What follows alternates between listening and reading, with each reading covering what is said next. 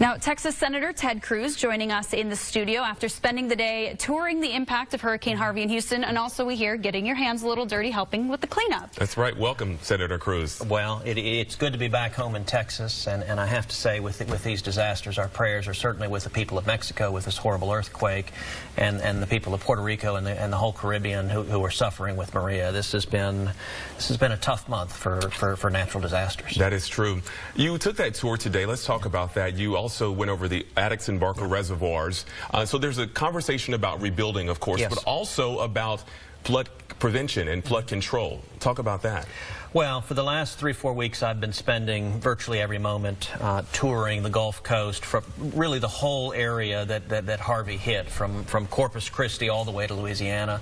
You're talking about 250 miles, and visiting the communities. Today, the Speaker of the House, Paul Ryan, was in town. So was the Chairman of the Appropriations Committee in the House of Representatives, who's from New Jersey.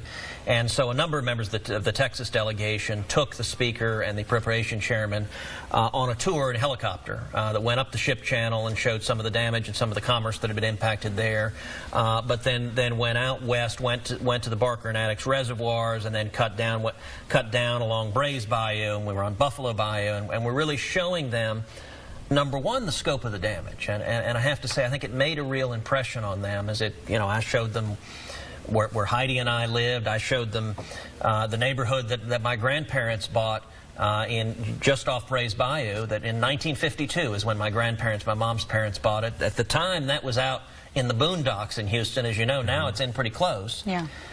I think it really impacted them just how broad the geographic scope of disaster and suffering was here in Houston. We would point street after street after street where you could see the debris on the front lawns, people who've had to pull out their carpets, their floors, their sheetrock, their furniture, people's whole lives piled in a trash heap on the front yard.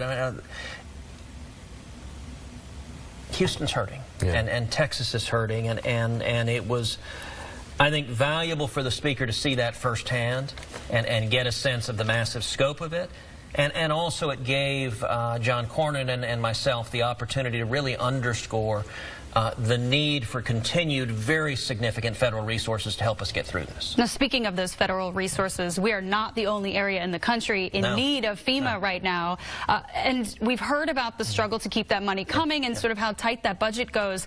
With things like tax reform and these kinds of conversations, how do we make sure, how do you know FEMA is going to continue to be a resource? I believe, and I'm committed to ensuring that Texas receives the relief we need. Just a week ago, Congress passed a major disaster relief bill for the state of Texas. When it came out of the House of Representatives, it was about $7.5 billion. John Cornyn and I took the lead in the Senate to double that to over $15 billion. And so that passed into law. The President signed it into law. That was designed to be an immediate infusion of cash, emergency money. It's a down payment. Nobody thinks that Harvey's damage is going to be remotely limited to that. There are a lot of estimates that Harvey may prove to be the most expensive, the most costly natural disaster in history. And you're right, we've got Irma to deal with, we've got Maria to deal with. But Texas, it's really powerful. The Texas delegation is united in the Senate, in the House, and it's bipartisan. A couple of weeks ago, Sheila Jackson Lee and I together addressed the Houston City Council to thank them for the great work of our first responders, all the city officials, county officials. At the time, one of the council members observed jokingly, Sheila was dressed in red, I was dressed in blue. Now that was not by plan, but both of us said, listen, today, there are no Republicans, there are no Democrats. We are united as one. We are Texans. We made it through the storm, and we will rebuild. And it's that same spirit of unity that got us through the storm that's going to get us through rebuilding. Let's take a quick turn right now to health care. It is really down to the wire for Republicans. So we have this new plan in place, Graham Cassidy. Are you supporting this at this point? I think we're making steady progress. The Graham Cassidy bill, the latest iteration, is very much a moving target. It is changing. I got an email a few minutes ago about it being rewritten over the weekend. So whether it gets 50 votes is going to depend on what's in it at the end of the day.